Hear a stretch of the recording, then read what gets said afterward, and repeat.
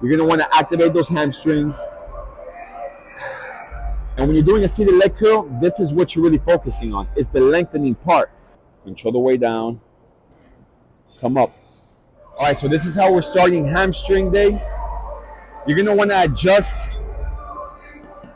I guess you will call it the Achilles pad on this because it's the back of your ankle. All right, to where it's literally on the ridge. Right, on the ridge before your heel starts. To where it's comfortable. You're going to want to have the seat tucked back enough to where the armpit of your hamstring, I guess that's what you call that, tucks in. All right. So you're going to want to set up your weight before you put your foot on it because it's going to be a lot harder to get there. So being as this is our first warm-up set, you're not going to start too heavy, and you want between 40, 50 to 60% of your 6-8 rep max. All right. And when you're doing I would say for both, right? When you're doing the seated hamstring curl, I'm going to show you a technique right now because it's going to really allow you to lengthen your hamstring. All right, so now that we're set, this is nice and tucked in to where my feet are pinned on the pad. When you come down, you're going to want to come over here. There's probably different grips, but just whatever you can do to where you're leaning forward to when you extend and lengthen your hamstring, it's a full stretch. You're not going to get too much of that back here. You see, I can lock it with no problem. Now you can move this up, you can squeeze this more down. All right. The easier, more convenient, and more effective thing to do would just to be lean forward. Get a nice little stretch, get a nice little pause. Again, this is our first warm-up set. You're going to want to activate those hamstrings. And when you're doing a seated leg curl, this is what you're really focusing on. It's the lengthening part. You come to the bottom, you're going to get a little squeeze, but it's not doing much for you. When you're doing a seated hamstring curl, you're focusing on the stretch at the top, right? The lengthening part of your hamstring. So give it a nice pause. I always like to start with the seated hamstring curl. Then I'll go into the laying hamstring curl. All right. Now, that will be a better activation workout for you. All right. But I'm going to start off. Again, you can switch it up. You can do both of your activations and both of your first working sets on the lying hamstring curl, which is preferred to do that here. All right. You don't want to do 2 warm-up and 2 activation sets here. You're going to want to do your your activation sets, first working sets on the lying hamstring curl, all right? So I wouldn't even consider that an activation set. That's just me kind of stretching out my hamstrings, letting my body know, all right, I'm coming, and that was kind of light. But if you don't want to complicate shit, just get on the lying hamstring curl. Get on the lying hamstring curl, get a nice little stretch, get a nice little squeeze. All right. Me personally, I like to do my activation here and my first 2 working sets on the lying hamstring curl, which is what I'm about to perform for you. All right. So this is my first activation set.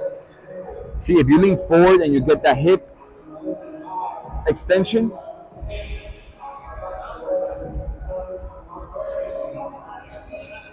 you get a full lengthening on your hamstrings.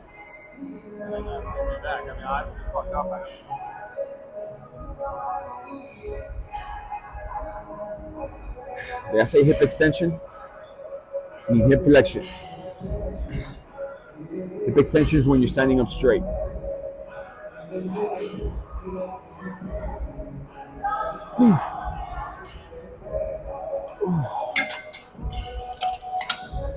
Yeah, that was a way better working set right there. Excuse me, that was a way better. That was a way better activation set. I'm just gonna go straight into the first working set.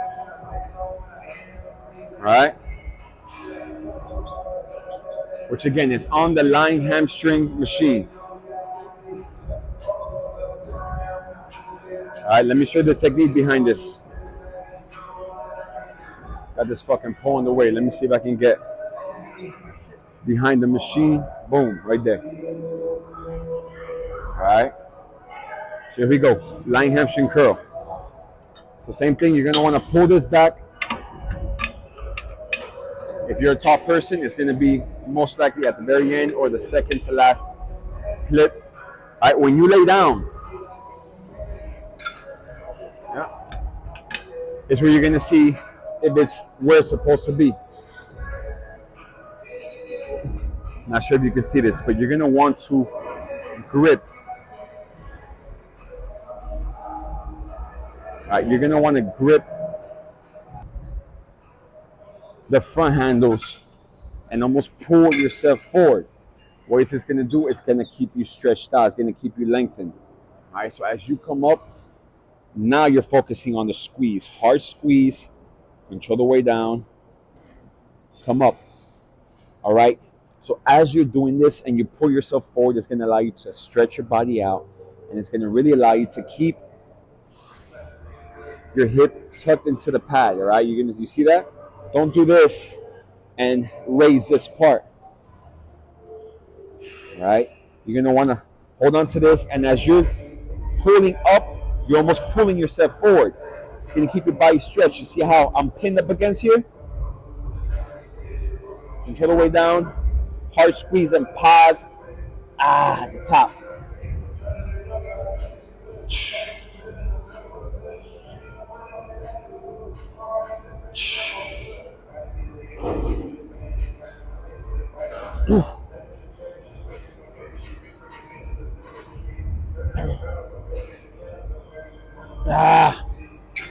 All right, so that was my first working set. 90 seconds in between that one. On your activation sets, you don't need much. Probably about 20, 30 seconds in between. I'm going to do one more activation set, and I'm going to get straight into the hamstring workout. You don't have to watch this video every time. You probably only have to watch this video maybe once, maybe twice to kind of get the technique down pat. All right? And know what you're aiming for. Let's get to work.